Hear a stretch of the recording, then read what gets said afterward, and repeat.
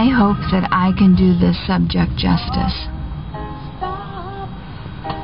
That's all I would ask for, is that you listen to me with an open heart and that you help me bring justice to this subject and this matter at hand.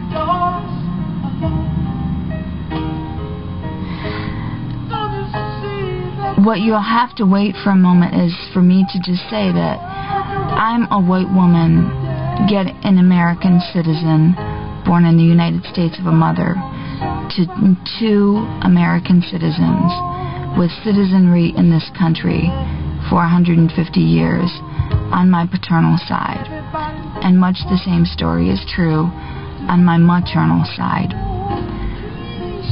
And so I'm getting ready to say that I, as a white woman meeting those conditions in 2009, understands when and where I was made a slave, and to whom. And I just want to try and break that down for a moment.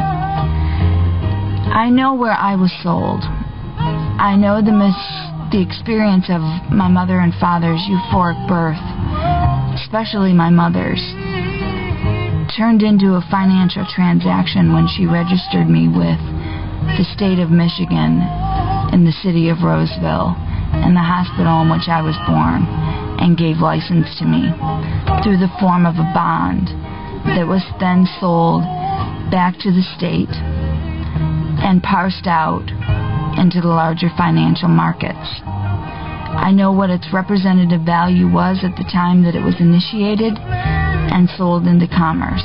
I have my ideas about where it is today, that I know in full faith in God that it exists and was used. And that on top of that, my labor, my taxes, my entry into a usury system was another form of that. But my allegiance to the United States of America made me a favorable and honorable citizen. But I do know that that transaction went down, and that in fact it went down on my mother and my father, and back throughout some course of time, starting in the 1930s with the institution that we know today as the Federal Reserve, acting on behalf of the Queen, the Rothschilds, and other economic banking interests, mostly foreign. Even those that were domestic were foreign. Okay. So I know where I was sold. We can debate these points and what that means, but their truthfulness is undisputable.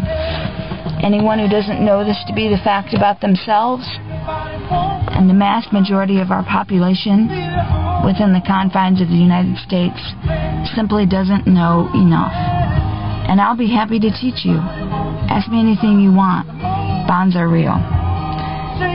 Now, I knew when I discovered this entire bonding issue that somehow, in America at least, it was related to slavery. I just felt it in my bones. I knew it in my bones, that that's where the province of a bond on a human being came to be in the United States of America. And in fact, that is true. Because at the time of the rise for the freedom of the slaves, the states realized that they needed to do something because this was an economic proposition.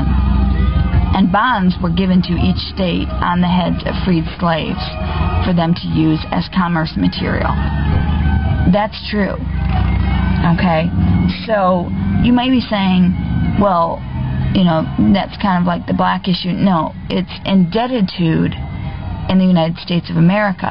Now, a freed slave actually had something to give to the state, and the state was supposed to give them something too. But of course they never did. What mild provinces they made for them to enter into a cruel world and live their life, any kind of reserve, any kind of support, it was really all taken away. Now, some of you are not going to like to hear that, but that is just the truth in the United States of America. I mean, there's a reason why principles like 40 acres and a mule are still alive today. You don't get to get around those facts. however you feel about slavery.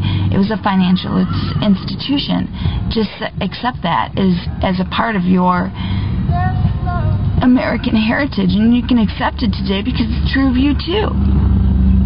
Like, it's a completely commoditized, capitalized, monetized, corporatized system.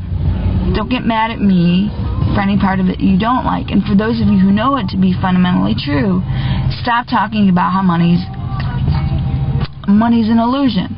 Money is no kind of illusion. Money is only an illusion if you don't know how to use it. Money is only illusion if you never had it in the first damn place. And I will tell you that these bankers, the reason why they're saying it's all an illusion is because they don't realize they have it. They don't realize there was an entire tracking system, and it leads back to them, and it's all computerized, and it can go the other way too, and it's going to need to go the other way. Alright, I'm going to do a part 2 on this because this is an important issue.